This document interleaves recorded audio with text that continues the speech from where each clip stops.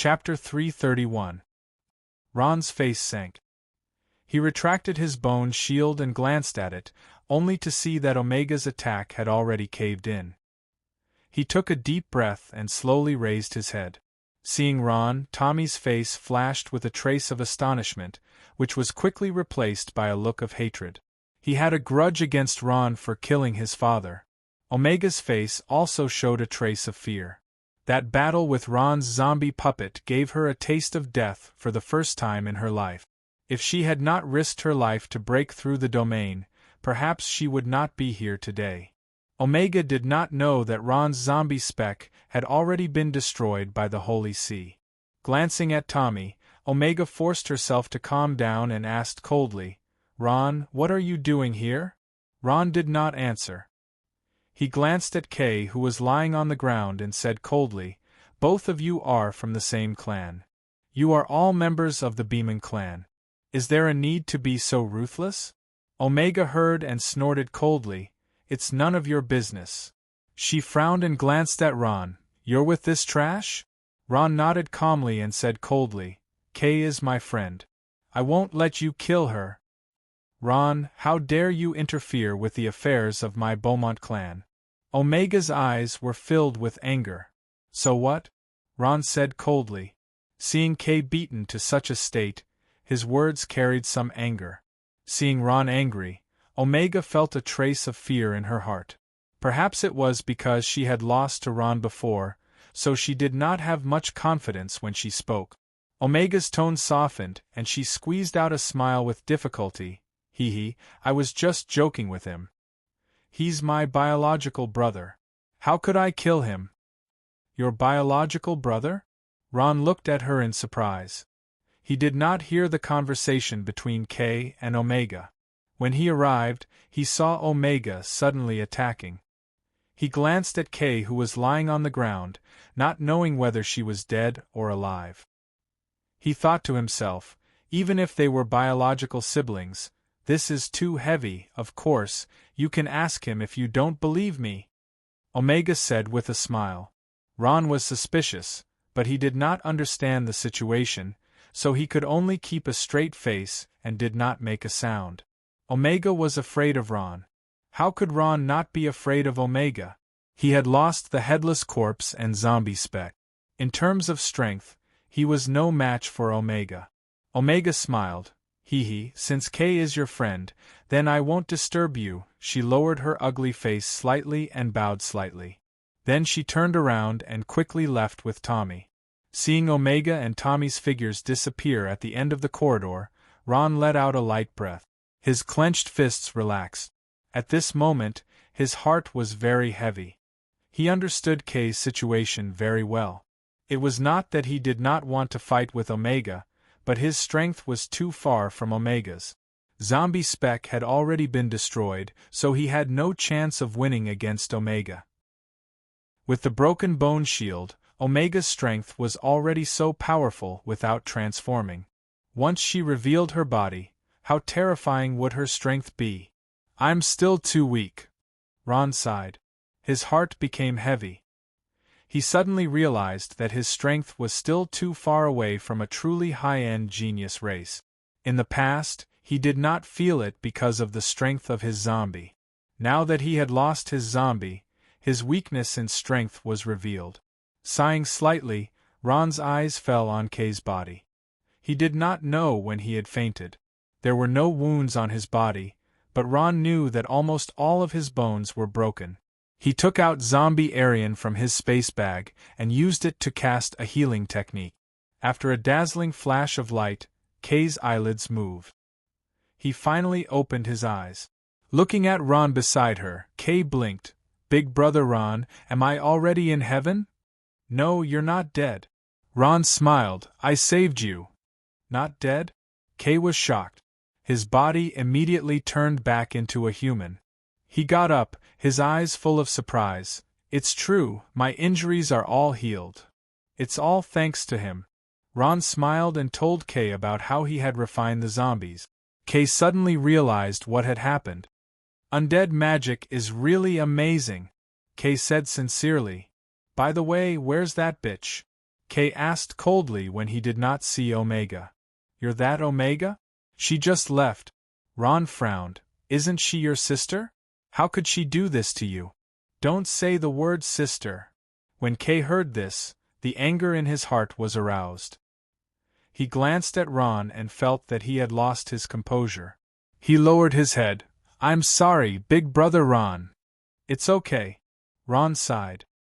He had already guessed that Kay and Beaumont's relationship was bad, but he did not expect it to be bad to this extent. He rubbed Kay's head. Let's go, Becerra and the rest must be waiting anxiously. Omega, why didn't you kill Ron just now and avenge my father? On the other side of the corridor, Tommy clenched his fists and shouted at Omega. At this moment, his face was ferocious and the veins on his forehead were popping. His eyes were filled with murderous intent. Just now, he wanted to rush up and kill Ron, but he did not dare because he knew that he was not Ron's opponent. His only hope was his wife, Omega. Omega slowly raised her head and coldly glanced at him. Tommy, watch your tone. Are you ordering me? After being glared at by Omega, Tommy's anger disappeared completely. Everything he had now, including his luxurious life, depended on this person. In front of her, Tommy did not have much confidence. He laughed a few times, and his smile was a little stiff. Hee, my dear, aren't I anxious to avenge our father? There was such a chance just now, why didn't you kill him? There was such a chance just now, why didn't you kill him? Omega coldly snorted and asked. This. Tommy thought that he was not Ron's opponent, so he thought about it and did not say this sentence. You also know that you are not his opponent, right? As if seeing through Tommy's thoughts, Omega sneered and continued. Then do you know that I must be his opponent? Don't tell me you've forgotten how we ran away last time? If he summons that terrifying corpse, what should we do? You. Omega was a little annoyed. She raised the level of porn. She raised her voice. Tommy was scolded by Omega to the point that he did not dare to raise his head, and could only answer obediently. You don't have the strength to avenge yourself, but you expect others to die for you. You're so useless. Omega poked Tommy's forehead and scolded. Then my father's revenge, is that it? Tommy said somewhat dejectedly. Looking at the dejected man in front of her, Omega sighed and touched his face. It's not that I don't want to avenge you, but now is not the time. Ron is too strong, and I don't have the confidence to deal with that terrifying corpse of his. Wait for 2 more years when I become an adult. Omega's eyes were cold. Ron's appearance made her lose face in front of the person she loved the most. She, a Beaumont, had never lowered her voice in front of a human being. As long as I become an adult, my strength will reach the sacred domain. At that time, I will be able to avenge your father. Omega said firmly as if she was making an oath. Tommy was excited. He suddenly hugged Omega in his arms and kissed her affectionately. I believe in you, my dear. And at this moment, Omega's anger had disappeared, and she returned to her cute and lovable appearance. Tommy repeated the same trick, and Omega became as soft as mud, panting after a while. Tommy kissed her, and after a while, he raised his head and said seriously, My dear, can I ask you a question? Go ahead. Omega murmured, and at this moment she was panting. Why? You don't seem to want to have children with me? Tommy asked the question he had been most concerned about. Upon hearing this, Omega's enthusiasm instantly faded. She straightened up, pushed Tommy away, and said indifferently, Do you really want to know? Tommy nodded slowly. Okay, I'll tell you, Omega said calmly. Omega took a deep breath. I hope I can have a son in the future, but it might be a son. But no matter if it's a son or a son, it must be a Beaumont with an excellent bloodline. Do you understand? Tommy said, My dear, this has no conflict with our child. Can't I give birth to a strong Beaumont with you? Come on, you still don't understand. Omega sighed, touched his face and said, It's not easy for us Beaumont to raise, so I have to ensure that what I have is a Beaumont with an excellent bloodline. This you can't do, what? Tommy was stunned, as if he had been struck by lightning. His entire body was filled with shock, and he just stood there blankly. Omega smiled, and took the initiative to kiss Tommy's face. My dear, I love you, I promise you anything, except for children. With a smile, she turned and left. Wait! Tommy screamed, his face filled with intense anger. At this moment, he felt the most humiliated. You want a Beaumont with an excellent bloodline, then who are you going to look for? Omega stopped, turned her head slightly, and said calmly, I can look for anyone, as long as he's a pure-blooded Beaumont.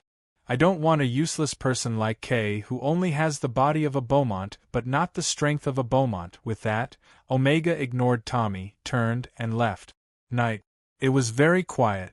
In the long corridor, Tommy's body seemed to have lost all its strength, and he leaned softly against the wall early the next morning, in a luxurious hotel in Zoomer City.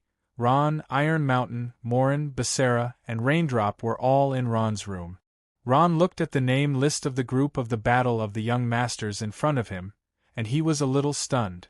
Morin, who was beside him, also looked worried. The Battle of the Young Masters had entered the group stage, and it was divided into 8 groups, with 8 people in each group. There were a total of 64 people participating in the competition. Most of the people participating in the group stage were magical beasts and orcs, with a small number of humans. Ron was one of these few humans. However, Ron's luck was very bad, very bad. He was assigned to the 4th group, and there were no humans in the 4th group except for him. Morin let out a long sigh. The official group list of the Battle of the Young Masters is out, but there are only names on it, not races and professions. I've done my research and written them down for you, but you're in the 4th group. Morin bit her lips, showing her inner anxiety. She shook her head and whispered, Now the outside world is saying that the 4th group is the group of death. Ron. I don't know what to do. Chapter 332. Morin sighed softly. There are a total of 8 groups, with 8 contestants in each group. The first contestant in each group will advance directly to the semifinals. Ron. I'm a little worried. Ron quietly looked at the name list in his hand. Other than him, the other 7 contestants were all magical beasts. As a human, it was very strange for him to be placed in this group. Member High Show. They're all magical beasts. Morin let out a long sigh, disappointment written all over her face. To be honest, ever since she received the name list for the group competition, she no longer had any confidence in Ron's ranking. She glanced at Ron, her eyes flashing with a trace of pity. The group competition was the best way to advance to the semifinals. The competition was cruel and the magical beasts were strong. Failure meant death. Morin couldn't help but say, Ron, why don't you just give up? Her voice was very soft, like a mosquito's buzz. She didn't know why she suddenly said such words. Wasn't Ron's participation in the Battle of the Strongest because of her? Ron quietly looked at the name list in his hand. Omega's name was on the list, and she was his opponent for the next round. Ron took a deep breath, calming his nervous heart. He glanced at Morin, his eyes flashing with determination. No, Morin looked up in astonishment. Even if I fail, I will persevere until the end. This is my promise to the person I love the most. Ron looked up at the sky. In a trance, the figure of an old man appeared in front of him, giving him a gratified smile. The noisy round arena was already crowded with spectators. Because it was the group competition, it was more intense than the preliminary round. So there were more spectators than before, almost bursting the arena. Today there were 4 groups of matches, the legendary group of death. The entire group was made up of magical beasts, and only Ron was a human. Hey, did you hear that? There's actually a human in group 4, the legendary group of death. He was an orc. Although he wasn't participating in the competition, He was as excited as the contestant. Human? He actually made it to the group stage? Then his luck is pretty good. The one who spoke was another orc. His most eye-catching feature was his big beard. He smiled and said, "But there's no luck in the next round. Other than him, all the other members in the fourth group are demons." A weak human actually fell head first into a group of death, filled with magical beasts. If I were him, I'm afraid I'd be straight into a pornographic novel. Have you accepted the forfeit? The orc chuckled. That's right, he has no chance at all. The bearded orc laughed. None of the spectators believed in Ron. In the eyes of the beastmen, humans were the synonym of inferior and weak. Being able to enter the group stage was all due to luck. Let's begin the second round of the group battle. Let's welcome contestants Omega and Ron. The sound of the magic loudspeaker echoed in the big arena. For a moment, the whole arena was in an uproar. What, that human's opponent is actually Omega? An orc on the stage said in surprise.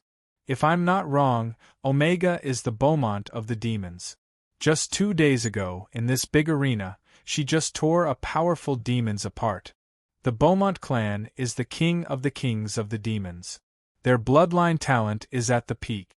Not to mention us orcs, even the normal demons don't challenge them, except for the dragons. The bearded orc pondered and said, "That human is dead. He has no chance, not even a single point." Chance? After knowing that his opponent is Beaumont, I'm afraid he'll forfeit the moment he gets on the stage. Another orc on the side mocked. One was the Beaumont clan with the highest bloodline talent, the other was a lowly human. Almost everyone in the audience didn't know Ron. In the luxurious contestants' lounge, Omega and Tommy were making love. This was specially provided for the competition. When they heard the name announced by the magic loudspeaker, they were stunned. What? It's Ron? He's also here to participate in the tournament of the top young masters? Tommy's face was full of disbelief. I should have guessed it when he appeared in the castle of the Four Corners. Omega took a deep breath. I didn't expect to meet him. Tommy looked at Omega. He wanted her to kill Ron to avenge his father, but he couldn't bring himself to say it. His opponent was Ron. If he wanted to kill him, he would have done it the night before in the castle of the Four Corners. Omega was also hesitating. She didn't know how to deal with such a situation. If she fought, she seemed to be no match for him. If she didn't fight, she would feel embarrassed. Dong dong dong, there was a knock on the door. "Come in," Tommy said grumpily. A human servant in revealing clothes came in. She smiled sweetly and said, "Sister Omega, the competition invites you to the gladiator arena to participate in the group matches. Your opponent Ron has been waiting for a long time." "Got it." Tommy waved his hand and said, "Let's go down in a bit." The servant closed the door and left. What should I do? Tommy was at a loss. In this situation, he couldn't make up his mind. Omega thought for a while and said, "I'll go first." She stood up. In the circular gladiator arena, Ron stood tall and straight. Beside him was a beastman referee. It was the same one from before. When he saw Ron enter the arena, he couldn't help but look at him a few more times. The bloodstains on the gladiator arena had yet to dry. The two magical beasts of the fourth group had already engaged in a bloody battle. One side was a Gale Snow Wolf, while the other side was a Tamil Tiger. Both were Class 9 magical beasts. When the two met, an earth-shattering battle broke out. In the end, the Tamil Tiger was no match for the Gale Snow Wolf. After admitting defeat, it withdrew from the battle. However, the battle was still very thrilling. Today, Ron was wearing a light gray robe. The chest and shoulders of the robe were embroidered with sinister skulls. A black cloak was draped over his shoulders. He held the staff of inheritance in his hand. Unconsciously, his hands were covered in cold sweat. Today's opponent was Omega, the powerful Beaumont clan. What will come, will come. Ron sighed in his heart. He took a deep breath and glanced at the high stage. He knew that there was a child on the stage quietly watching him. "Brother Ron, please, you must kill Omega." Ron recalled Kay's words before he left. At that time, besides killing intent, Kay's eyes were also filled with deep sorrow. How could he not want to take revenge himself? Unfortunately, he didn't have the ability. In an instant, Ron's eyes burned with fighting spirit. "Come, even without the help of the zombies, I must kill Omega. Even if it's for Kay, who has always been bullied." After knowing Kay's encounter, Ron was filled with sympathy for the helpless Kay. He seemed to see a shadow of his childhood in Kay. Hula! At this time, cheers came from the stage. Ron focused his eyes and saw that the door opposite the arena had opened. Omega walked out with an angry face. Everyone admired the strong Omega's appearance naturally received a hero's welcome. In the most honorable private room in the center of the arena, Salomon, Li Jia and the others were sitting there. However, there was an additional person today, Du Tan. Morin was gently massaging her grandfather Li Jia's shoulders. However, she seemed to be a little absent-minded. "Niece Morin, is that the rancor that your thorny flower tribe sent out?" Salomon asked with a smile. "Yes." Morin nodded slightly. "His luck isn't too good. Not only was he placed in the group of death, but his first match was against the Beaumont clan's genius, Omega. According to our information, Omega is the strongest rancor in the entire young tournament," Du Tan said calmly. Morin lowered her head, her eyes dim. Logically speaking, she didn't like Ron. Yesterday, she was soft-hearted and asked Ron to give up the competition. However, she didn't expect him to reject her. At this time, Li Jia, who was sitting beside her, frowned and muttered in his heart, "Ron? Where have I heard this name before? I can't remember. Sigh, old people just can't do it. It's really you." In the arena, Omega walked in front of Ron. Her ugly face stared into Ron's eyes as she spoke fiercely. Ron smiled faintly. "I was also surprised to know that you are also participating in the young tournament." Ron smiled faintly, his eyes filled with confidence. He lifted his cloak, revealing the orange legendary staff. "Come, Omega. This battle isn't about the glory of winning or losing. Because this battle is for Kay. He asked me to." Ron paused for a moment. His face darkened and his eyes flashed with killing intent. "Killed you." The provocative words that were filled with killing intent shocked Omega. Her originally unsteady heart began to waver. Although she tried her best to keep a calm face, her heart was already in turmoil. The orc judge was also shocked. Ron's toughness was beyond his expectations. After knowing that Ron's opponent was Beaumont, he already had the idea that Ron was going to withdraw from the competition. He swallowed the words that he had prepared long ago and asked in disbelief. You wanna fight? Aren't you going to forfeit?" The orc judge stuttered.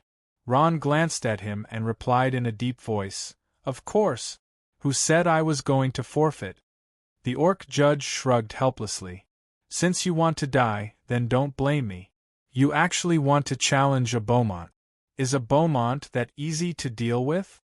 What about you, dear sister Omega?" The orc judge asked Omega with a professional smile. Omega fell silent when she heard this. At this moment, she was in a dilemma. Ron had shown great confidence since the beginning. Of course, Omega knew where his confidence came from. A battle puppet with a domain had always been a nightmare that she could not get rid of. At this moment, the audience on the stage was getting impatient. "Why are you still squeaking? Do you still want to fight?" "Of course not. Our opponent is the most powerful Beaumont. If you don't want to fight, then forfeit immediately. Don't waste time. Quickly forfeit.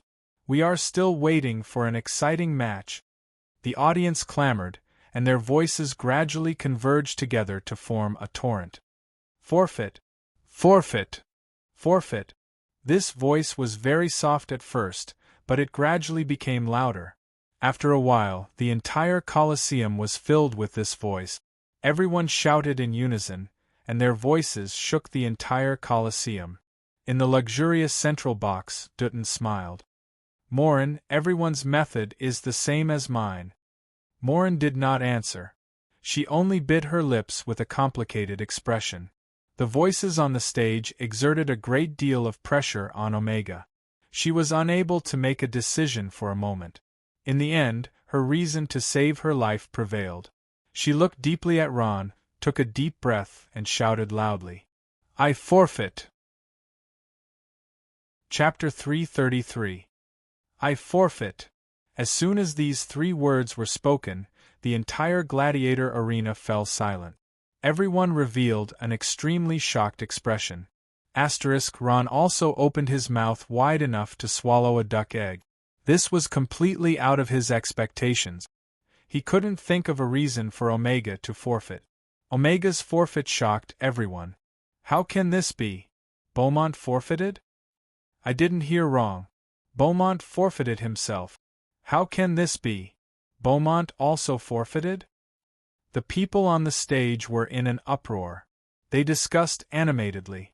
No one believed that Beaumont, who was so powerful, would forfeit and give up the match. What happened? Morin's eyes were wide open. They were doomed to lose the match, but at this moment there was a turning point. Beaumont, who was known as the strongest in the Young Masters tournament, actually chose to forfeit. Salomon also recovered from his shock and smiled. Although I don't know why, this guy seems to be very lucky. The orc judge also couldn't believe it. He stuttered, "Sister Omega, forfeiting means giving up the right to compete. In other words, you admit defeat. Are you sure this is your true intention?" Omega was a little angry. "Are you deaf? Of course it's my true intention." Then she fiercely glared at Ron and proudly said, "Ron, you win this time. Let me tell you, next time, you won't be so lucky." Then, under the eyes of everyone on the stage, she held her head high and strode out of the Colosseum. In the vast Colosseum, there was only a stunned Ron left. The orc judge and Ron looked at each other in confusion. That orc judge had no choice but to raise Ron's arm. Contestant Omega forfeited. The winner is contestant Ron. As soon as his voice fell, the audience on the stage cursed angrily. Countless snacks, nutshells, and so on were all thrown down. "Win your mother! Victory my ass! With this human strength, how can he defeat Beaumont?" If Beaumont hadn't given up on the competition, do you think a lowly human could have won? What a lucky guy! F***CKU. Ron was also quite innocent. He wanted to have a fair fight with Omega, but unfortunately, she didn't give him the chance. Helpless, he could only walk down the stage step by step. On the way back to the contestant lounge, Ron ran into the old beastman who had tested his age. At this moment, the old beastman was smiling as he glanced at Ron. "Not bad, your body doesn't have any scars." "Forfeit," without waiting for Ron to answer, he continued, "but it's normal for you to forfeit. Your opponent is the powerful Beaumont." Ron smiled. "I wanted to fight with her, but unfortunately, she forfeited in the end." "What?" The old beastman trembled and looked at him in disbelief. Ron didn't need to go down with him anymore. He shook his head and walked away. I really didn't expect that the powerful Beaumont would forfeit," the old beastman murmured as he looked at Ron's back. Omega. Although he had won the match, Ron did not feel the slightest bit of excitement. He only felt a bone-piercing chill. Omega's strength had always been a heavy stone weighing down on his heart. At this moment, a familiar figure appeared in Ron's eyes. He raised his head slightly. It was Morin. Morin was wearing a long azure dress today. She looked delicate and charming. Half of her body was leaning against the wall. She had been waiting for Ron for a long time. Seeing him walk over, Morin immediately stood up and revealed a rare smile. "Ron, I knew you would pass by here." Ron smiled and said indifferently, "What's the matter?" "Congratulations on passing the first round of group matches." Morin smiled and gave her blessings. Thank you. Ron nodded slightly. Morin smiled and slowly walked in front of Ron. She did something that he didn't expect. She reached out her hand and tidied up Ron's collar.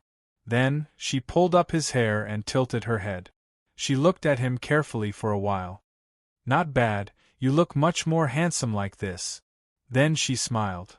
Although I don't know why, I'm very satisfied with your performance so far. Ron was speechless for a while. Liang Kai said slowly, You came here just to give me this? Of course not. Morin smiled. I'm here to tell you about your opponent for the next round. At the same time, I want to warn you not to let your guard down. After a slight pause, Morin said, Your opponent for the second round of group matches has been confirmed. It's the rank 9 Blizzard Wolf that defeated the Tamil Tiger previously, Ron. It won't be easy to pass this round. Rank 9 Blizzard Wolf? Ron nodded slightly. A trace of seriousness appeared in his eyes. I'll be careful. Ron, you can do it. Morin encouraged. However, in her eyes, other than encouragement, there seemed to be something else. After this round, Ron was given the title of Lucky Kid.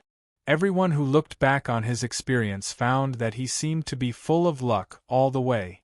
All his opponents in the preliminaries were humans, and he passed the first round of group matches easily. Not many humans could do this. In the gladiator arena, a medium-sized orc was overlooking the entire gladiator arena from a high railing. It was a rare place for others to reach. He stood there quietly without saying a word. At this moment, a smiling face appeared behind him and said with a smile, Brother, you're daydreaming here again. The man who was called brother was Zhu. The one who spoke was his younger brother, Laidon. He was 8 years older than Zhu. Leiden's occupation was different from Zhu's. He was a shaman and also a contestant in the Young Masters tournament. Shaman was a special occupation. It was similar to human magicians. They could attack from a distance. However, the orc's innate talent made this occupation powerful in close combat. Zhu's younger brother, Laidon, was a shaman who could attack from a distance. Shaman's occupation could be divided into apprentice shaman, shaman, totem shaman, great totem shaman, and prophet. Prophet was the level of a powerful warrior in the sacred domain. Zhu glanced at his younger brother and nodded slightly as a greeting. He then took a deep breath and said, I like to stay at a high place and think about things quietly. The wind blowing in my face makes me feel clear-headed. Zhu and Laidon came from a poor orc family. Their parents were both dead, so they relied on each other. It was not easy for them to get to where they were today, especially Zhu. He was warmly received by the Beast King Salomon because he got 5th place in the last Young Masters tournament. Zhu was a quiet person, but his younger brother, Laidon, was the opposite. He was very cheerful and talkative. Laidon climbed up and stood next to Zhu. He was very excited. Brother, did you hear that? Contestant Beaumont Omega, who you thought was the strongest opponent in the Young Masters tournament, has withdrawn from the Young Masters tournament. Laidon said excitedly. I have been listening. Zhu was different from Laidon. He did not look happy at all. He looked calm. Laidon was a little surprised. Brother, don't you feel happy? Beaumont withdrew from the tournament. You have one less strong opponent in the Young Masters tournament. Zhu smiled and did not answer. Omega's withdrawal did not make him happy. On the contrary, he felt a little disappointed. The heart of a powerful warrior was not afraid of any challenge. Unfortunately, Laidon did not understand that. He was still immersed in joy. It seemed that his brother was one step closer to his goal now that he had one less opponent. Laidon did not care about Zhu's expression. He continued, Beaumont was strong enough to win the championship. It is a pity that he withdrew from the tournament. In the end, that human took advantage of him. Brother, do you know that? That human got the title of Lucky Kid. He was so lucky. His opponent in the first round was Beaumont. Everyone thought that he would fail in the tournament. But in the end, he won the tournament unscathed. No. Ladon was talking non-stop, but Zhu interrupted him. Ladon opened his eyes wide. "Brother, what are you talking about?" Zhu said slowly. "Ladon, you are wrong about one thing. That human is not a person who only relies on luck." Zhu stood up. "I have never thought that luck is a mysterious thing. After all, luck is the embodiment of a person's strength. If a person is not strong enough, he will not have luck." Then he turned around and jumped down from the railing, leaving Ladon stunned. Beaumont and Omega were his strong opponents, so Zhu had been paying attention to the whole tournament. He looked down at the audience with his eagle-like eyes. He could even see everyone's expression clearly. Beaumont's withdrawal from the tournament did surprise him. But what surprised him more was that the human was very calm when facing Beaumont. It was unbelievably calm. Even Zhu himself might not be so calm. He knew that the calmness was not an act. It was a kind of confidence in one's own strength. Zhu had an intuition that the human named Ron must be a strong opponent. In Zoomer's circular arena, the second round of group matches continued. Today's match was particularly eye-catching. The lucky one, Ron, was going against the rank 9 magical beast, Gale Snowwolf. Everyone was wondering if the lucky one would be as lucky as yesterday. The bets in Zoomer City were also open. However, Ron's odds were pitifully low. It was still the orc referee. When Ron went into the arena again, he was extremely depressed. Almost every time this guy went into the arena, it was his turn to be the referee. He really did not know if this was fate. Opposite Ron was a man with a strange appearance. His skin was as white as snow, and he was wearing a set of luxurious tight clothes. A cold look flashed across his face. The rank 9 magical beast, Gale Snowwolf, was good at wind and water dual-element magic. Its close combat ability was also very strong. The previous battle with the Tamil tiger was earth-shattering, and it showed its terrifying strength to everyone. Seeing Ron enter the arena, the Gale Snowwolf coldly glanced at him with a sneer. He said in a sharp voice, "Hee, so you are the legendary Lucky One. Unfortunately, you have met me today. Come, I'm afraid your luck is over. Cut the crap, let's fight." Ron didn't even bother with him, and said bluntly, "You." The Gale Snowwolf did not expect Ron to be so arrogant. He was so angry that his face turned red. In his impression, no human dared to talk to him like this. The Gale Snowwolf's face sank slightly, and murderous intent appeared in his eyes. The corners of his mouth curled up slightly, revealing 2 sharp teeth. He said in a deep voice, "Despicable human, I will let you know how powerful I am in a while. There is a price to pay for talking." The orc referee looked at both sides and said loudly, "If no one gives up, then the match begins." Chapter 334. Following the orc judge's command, Ron's face turned cold. He placed his orange staff in front of him to protect himself. At this time, the orc judge rose up and dodged far away, leaving the battlefield to the 2 of them. Uploaded by a friend == Human, you will regret this, the Gale Snowwolf said coldly. At this time, his human body let out a wild howl, like a wolf howling under the moonlight. Then, the Gale Snowwolf's body began to change. His entire body lay on the ground. He stretched out his 5 fingers, and sharp wolf claws grew out from his fingers. His face elongated, and he turned into a wolf. Sharp teeth grew out of his mouth, and a snow-white wolf fur covered his entire body. Not long after, he had completed the process of transforming from a human into a wolf. A huge wolf about 2 meters long and 1 meter tall stood in front of Ron. A pair of blood-red eyes stared at Ron, and his eyes were filled with killing intent. "This is my body." Gale Snowwolf couldn't help but stick out his tongue and lick his lip. His mouth was filled with saliva as he said sternly, "Wake up, human! Next, you will taste hellish pain." "You talk too much," Ron said coldly as he pulled out a bone spear from nowhere and held it tightly in his hand. Roar! Gale Snowwolf was finally enraged. His body turned into a white shadow, and he pounced towards Ron. The battle between Ron and Gale Snowwolf had finally begun. "Kill him! Kill him! Kill him!" At this time, the people in the audience began to shout, especially those who bet on Ron's loss. They were shouting even louder. To them, there was no suspense in such a competition. "Big brother Ron, go for it!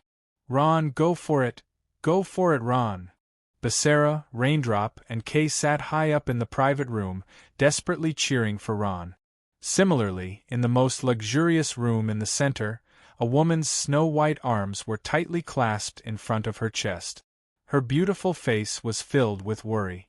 Facing the incoming white shadow, Ron frowned. He took a step back, turned his bone spear around, and thrust it forward. Whoosh! With a whoosh, Ron stabbed into the air and only pierced the other party's shadow. "Quick!" Ron was shocked. "You're too slow." Just as Ron was stunned, the Gale Snowwolf's proud howl came from behind. Then, a sharp sound of something breaking through the air rang out, and the wolf's sharp claws ruthlessly smashed down. If this attack hit, Ron would be seriously injured. The Blizzard Snowwolf didn't want to kill him in one go. It wanted to keep him alive and slowly torture him. The wolf's claws had already landed on Ron's body. The Blizzard Snowwolf's mouth curled into a smile. Poof! Ron's body was suddenly engulfed in a black aura. His body turned into an illusory mist before disappearing like smoke. "What's going on?" The Blizzard Snowwolf was shocked. The opponent's movement technique was extremely strange. He looked at his own claws and couldn't help but be stunned. At this time, he suddenly felt a sense of danger, and without thinking, he quickly rolled to the right. At this time, a spear brushed past his ear, and the whistling sound of the wind caused his face to hurt. With a pring sound, the spear pierced deep into the ground, trembling incessantly. The Blizzard Snowwolf was so shocked that he broke out in cold sweat. Only now did he know that the white spear was actually aimed at his head. Although he was in a sorry state, he still managed to dodge it. The moment the two sides came into contact, they exchanged a few moves at lightning speed. The process was extremely dangerous, and everyone in the spectator stands was dumbfounded. "What's going on? Isn't that lucky guy a human? Why does it look like they are evenly matched?" "The lucky guy is strong. That move almost took the Blizzard Snowwolf's life. Is that guy really 18 years old? He looks like he has been through hundreds of battles."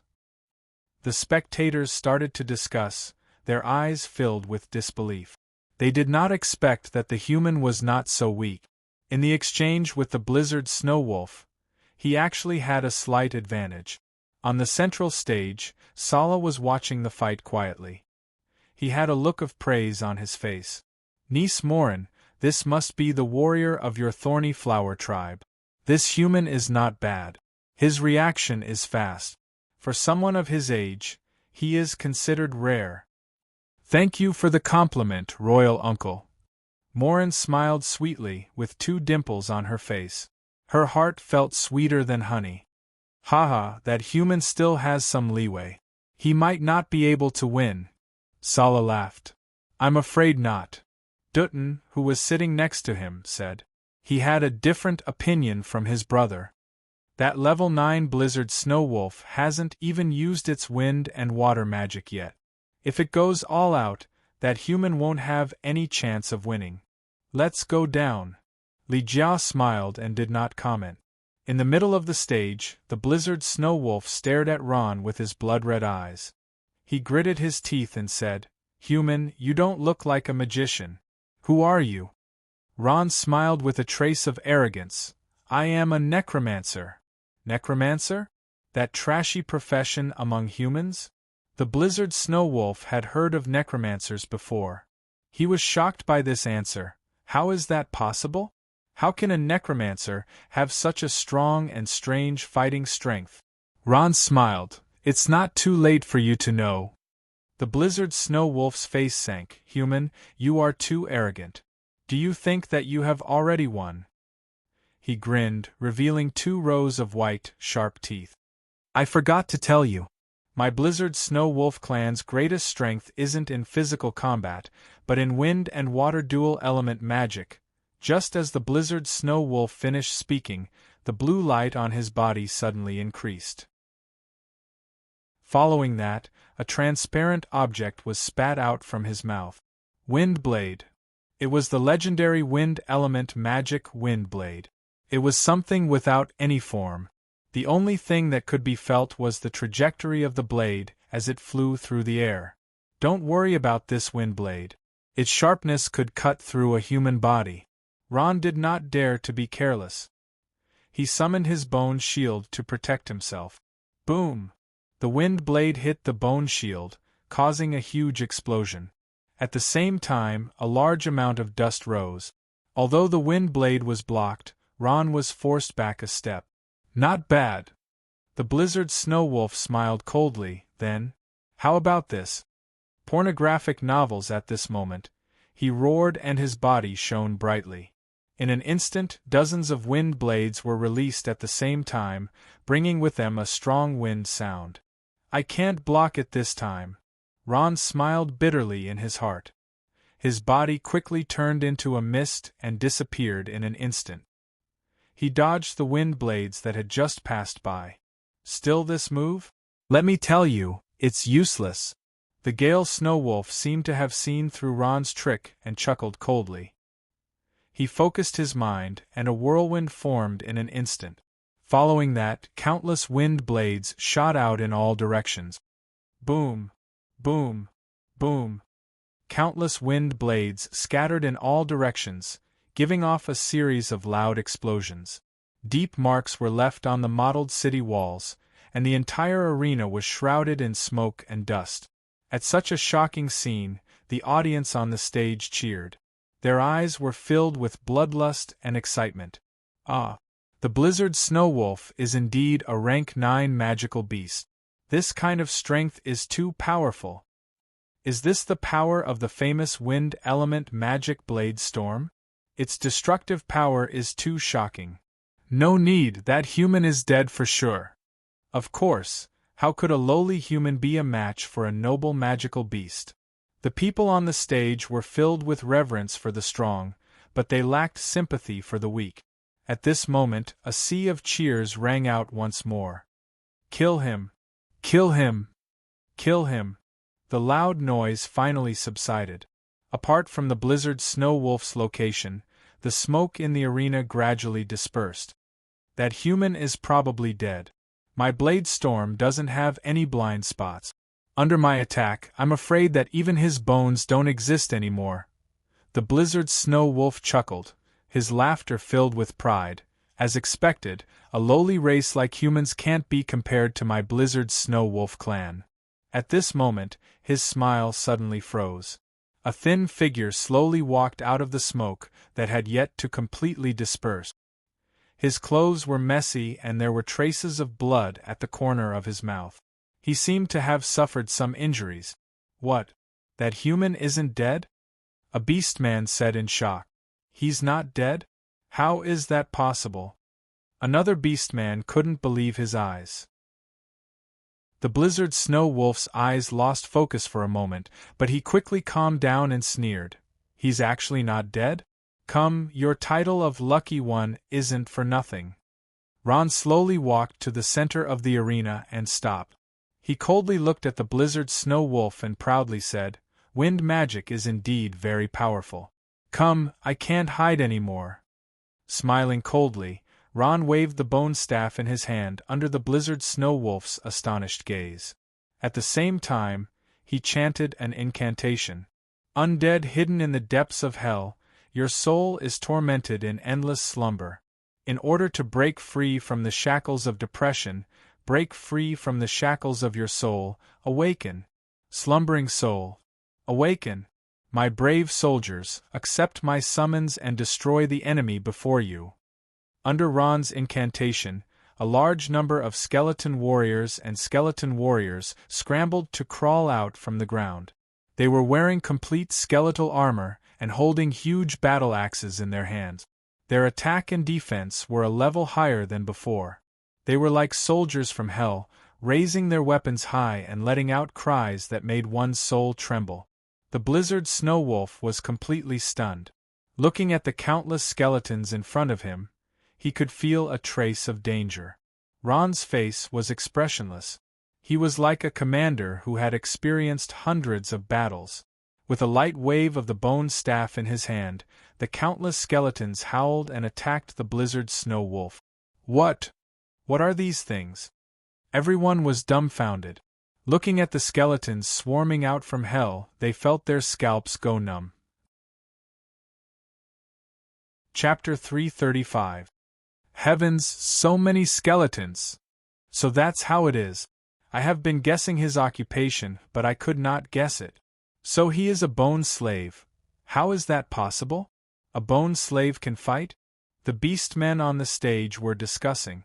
Their faces were filled with astonishment. A bone slave can actually fight? This was beyond their imagination. Uploaded by a friend == bone slave. Dutton's eyes widened in disbelief. Morin, what is going on? Your Thorny Flower Tribe's warrior is actually a bone slave? Sala's face was solemn. The appearance of those skeletons was also out of his expectations. He had guessed that Ron was a magician, but his guess was wrong. Ligia's brows furrowed. Ron, I know who he is. A strange fellow. Dutton turned his head in disbelief. It can't be. Master Ligia, you have heard of him? Ligia's cloudy eyes looked at Morin and said meaningfully. Morin, I think you have a deep meaning for letting him participate in the battle of the strongest, right? Morin smiled and bowed. I can't hide anything from Grandpa. Ligia smiled and did not say anything else. Instead, he looked at the arena. Sala and Dutton looked at each other. They did not know what this grandfather and granddaughter were talking about. After the initial shock, Gale Snowwolf quickly calmed down and sneered. Human child, I did not expect you to be a bone slave. You want to defeat me with these weak skeletons? You are too naive. How useless. Let's see who is better. Ron commanded the skeleton army to charge forward. Those skeletons roared and waved their weapons as they charged towards Gale Snowwolf. Seeking death, the Gale Snowwolf coldly snorted and suddenly pounced forward. Under his sharp claws, a skeleton warrior was easily torn to pieces, turning into a cloud of black smoke and disappearing into the air. Hee, as expected, you cannot withstand a single blow. Gale Snowwolf sneered and waved his claws, turning the skeleton warriors around him into pieces. 1, 2, 3 After destroying more than a dozen skeletons, he felt that something was wrong. These skeletons were not strong, but they were not weak either. However, there were a lot of them. The worst thing was that there was an endless stream of skeletons crawling out from the ground. He couldn't kill them all. Many skeletons. On the stage there were cries of alarm. That blizzard snow wolf has been completely surrounded. A beastman exclaimed in horror. Another beastman retorted. So what if they have a lot of skeletons? They can't even withstand a single blow. As long as I use my axe, they'll be turned into pieces. The first orc frowned. I'm afraid it's not that simple. In the box in the middle of the stage, Sarah's eyes are filled with admiration. Endless skeletons. It's like an army, and he is the commander. This is the tactic of that necromancer called Ron? That's not right. Dutan frowned. I have seen many bone slaves. They can summon a large number of skeletons. But these skeletons do not have any fighting power. Hearing the word bone slave, Emolan's brows furrowed slightly. She looked at Dutan with some dissatisfaction. The crux of the matter is those skeletons. Li Jia smiled faintly. I've also heard of the legends of the necromancers among the humans. When I heard about those humans who were called necromancers, I was greatly disappointed. Just as you said, their skeletal roots have no fighting power. No matter how many of them there are, it's useless. Li Jia paused and looked at the stage. However, when these skeletons become stronger, the use of numbers is obvious. In the arena, more and more skeletons surrounded the Squall Snow Wolf, and he dashed left and right. The Gale Snow Wolf could not break out of Ron's sea of skeletons tactic. The Gale Snow Wolf's wind element shield was completely shattered. There were more and more wounds. The powerful skeleton warrior swung its axe and blood splashed out. The Gale Snow Wolf's snow-white fur was stained with blood. The attacks of the skeletons were not useless. No way. The people on the stage were dumbfounded. What a powerful skeleton's tactic. Who is this person? A beast man gasped. Is he really just a necromancer? Seeing Ron's might, the beast man swallowed the word bone slave. What a terrifying fighting method. The Gale Snow Wolf might not be able to last much longer. Another beastman muttered. Suddenly, he cried out in grief and indignation. My money! Ever since the group stage began, he had only gambled twice. The first was the battle between Ron and Omega. He had bet on Omega's victory, but he had lost all his money. This time, he had placed his bet on the 9th grade magical beast, the Blizzard Wolf. Now everything pointed to disaster. Admit defeat and surrender. You don't have any chance. Ron was in the midst of the skeletons.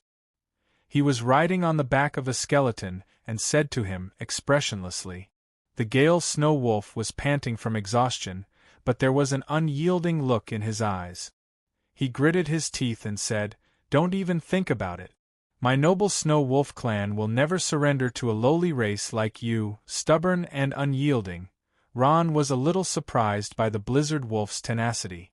At this time, a sharp light flashed in his eyes and he said coldly, I didn't expect you to still maintain your noble self-esteem when you're about to die. Since you want to die, I have no reason to hold back. It's up to you. Saying this, he pointed his bone staff forward. All the skeleton warriors around him surged forward, launching the final charge. Countless skeletons roared and pounced. The pressure on the Gale Snow Wolf increased. The fear of death assaulted the Gale Snow Wolf's heart. At this time, he unleashed his final potential. Awoo! The Gale Snow Wolf let out a sharp howl.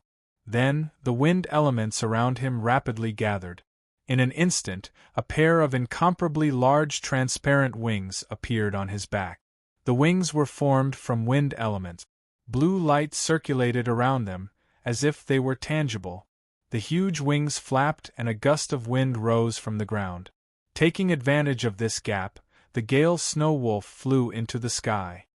He's flying! He's flying! The people on the stage exclaimed one after another. Although there were many elites in the Young Masters tournament, there weren't many real aerial battles. Generally speaking, many professions needed to reach the realm of a master before they could fly. It wasn't easy to reach the realm of a master before the age of 25. Is there going to be an aerial battle? Ron frowned. He was not afraid of aerial battles. There were powerful skeletal magicians on the ground and gargoyles in the sky. When it came to aerial battles, who was he afraid of? Ron raised his bone staff and was about to chant an incantation. At this time, his clothes suddenly fluttered. What's wrong? Ron looked up and was startled. He saw the Gale Snow Wolf's body wrapped in a blue curtain of light. The wind elements in the air rapidly gathered. The wolf opened his mouth and an extremely powerful force descended from the sky. Tornado storm. An extremely powerful pressure enveloped the entire arena. In an instant, the entire space seemed to freeze. Then, a powerful force came crashing down. Large amounts of wind elemental energy formed a powerful cyclone, causing a huge commotion in the dueling ground. A dragon-shaped tornado soared into the skies. In an instant, sand and stones were blown into the air. A large number of skeletons were blown into the air and kept spinning. Some were blown into the walls and smashed into pieces. Some were even blown outside by the wind. What a powerful wind magic! Sala couldn't help but exclaim when she saw this. Is that human going to lose? Dutton asked. He did not know why, but he always hoped that the human would lose. Perhaps in his heart, the human race was inferior and did not deserve the honor of defeating the beast race. Lose? Sala looked at him and shook her head. Not necessarily. Sala knew better than Dutton that the human strength was not that simple. The tornado gradually stopped. The Gale Snow Wolf seemed to have exhausted all his strength and fell to the ground. The huge wind wings on his back also gradually disappeared. He stuck out his tongue and gasped for breath. He looked up in shock. At this time, he could not believe his eyes. A huge bone wall appeared in the middle of the arena, protecting Ron tightly. Although the tornado was powerful, it could not break through the bone wall's defense. The bone wall turned into a black fog and dissipated. Ron slowly walked out from it. He was unharmed by the Gale Snow Wolf. Bone wall's function wasn't to restrain the enemy, but rather to protect oneself. Ron had gained a bit more understanding of the necromancy skill bone wall. I've lost. The Gale Snow Wolf sighed and said dejectedly. The magic in his body was almost exhausted. Although he could still fight, he had no chance of winning. The Gale Snow Wolf was unwilling, but at this moment, he had no choice but to admit defeat. If he continued to fight, he would be the one to die. There were no rules in a battle to the death. The valiant and arrogant magical beasts finally lowered their proud heads. The hand of the magician that was about to summon the skeletons stopped. Ron nodded and accepted the Gale Snow Wolf's surrender. What? The Gale Snow Wolf admitted defeat? Before the people on the stage could react, the Gale Snow Wolf had already lost. They had not fully accepted this fact. How is this possible? He's a high-level magical beast. That lucky guy won again. The Gale Snow Wolf has admitted defeat. Contestant Ron wins. The orc judge announced loudly, and the battle between Ron and the Gale Snow Wolf finally ended. No advertisement, please come to first. Chapter 336. Ron. When Ron returned to the private room, he was greeted with flowers, hugs, and the fragrance of the beauties. Ron, you won beautifully. Tai-Shan smiled as he gave his blessings. As he spoke, his expression was somewhat dejected. He had been placed in the 6th group and had been eliminated in the 2nd round of group battles. Brother Ron, I love you so much. Raindrop couldn't wait any longer and pounced on him. She kissed Ron's face heavily, causing Ron's face to turn red. The entire room was filled with cheers and laughter. At this time, Morin entered the private room. Her face is like a blooming flower, and her footsteps are light. The moment he entered the room, he smiled and said, Ron, you did well. Thank you. Ron smiled and nodded. Maybe it's because he is in a good mood, and he seems to have forgotten all the unhappiness in the past. He is also laughing with Morin. After laughing for a while, Molin waved her hand to quiet everyone down. She then said seriously, Ron, you've won this battle beautifully. However, you still can't let your guard down because the next battle will be even crueler, and your opponents will be even stronger. I know. Ron's expression is back to his usual pornographic novel. He is calm. The real battle starts now. Molin smiled sweetly. Seeing the admiration in Ron's eyes, she smiled and said, Your performance today was not bad. Not only my Uncle Sala, but even my grandfather has a high evaluation of you, Lee Durin? Ron's heart skipped a beat. He knows about me? He didn't follow me, but I'm guessing that he already knows. He also participated in the meeting, Molin said with a smile. Ron nodded. He knows why Lee Durin did not win. If he wants to win Lee Durin's favor, he must work harder. Oh, who is my opponent for the next match? Ron asked. Speaking of this, Morin's expression suddenly turned serious. Ron, your next opponent is very strong. I'm afraid you won't be able to pass so easily. After pausing for a moment, Morin slowly said, Snake Demon Medusa, a level 10 magical beast. Her roaming and magic skills are top-notch. Furthermore, she also uses weapons. A magical beast that uses weapons? This was the first time Ron had heard of it, and his eyes widened in astonishment. That's right, she's highly skilled in martial arts and possesses the battle techniques of the Medusa tribe. Morin nodded. Furthermore, her water magic is extremely powerful. 10th level. Ron took a deep breath. Come, this is a difficult task. It was late at night, but the lights were still on in the four-cornered castle. Master Zhu Yu, outside the building, a beautiful human Shin bowed slightly. When she raised her head, she winked at Seiji. Zhu Zhu acted as though he did not notice. His expression was calm as he said lightly, I heard that Lord Du Tan was looking for me? Yes, Master Zhu. This way, please. The human Shin looked a little resentful. Zhu Zhu was a popular figure now, and there were many orcs and human girls who wanted to be with him. With her identity as the Shin of the four-cornered castle, she thought that she could beat Zhu Zhu to it. Unfortunately, Zhu Zhu turned a blind eye to her. The human Shin led Zhu Zhu to the door of Du Tan's study room. Zhu, you're here. Du Tan smiled faintly and pointed at the chair beside him. Have a seat.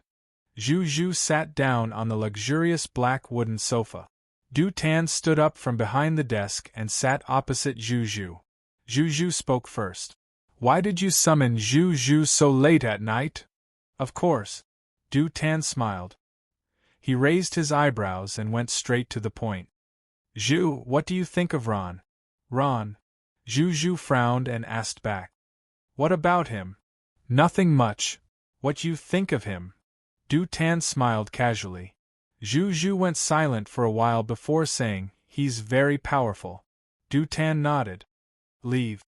After Dutton left, Zhu took a deep breath and continued, Originally, I didn't pay attention to this human until the battle between him and Ruby. Today, I finally saw his true strength and fighting style. The feeling he gives me is very strong and very strange.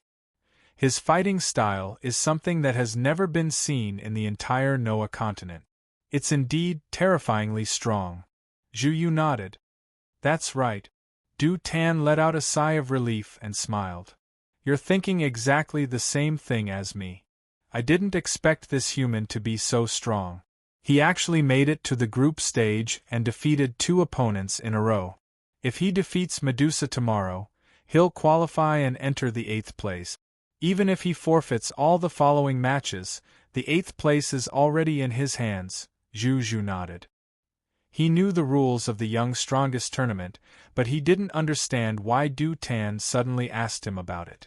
At this moment, Sir Du Tan suddenly raised his head and asked seriously, Zhu, let me ask you.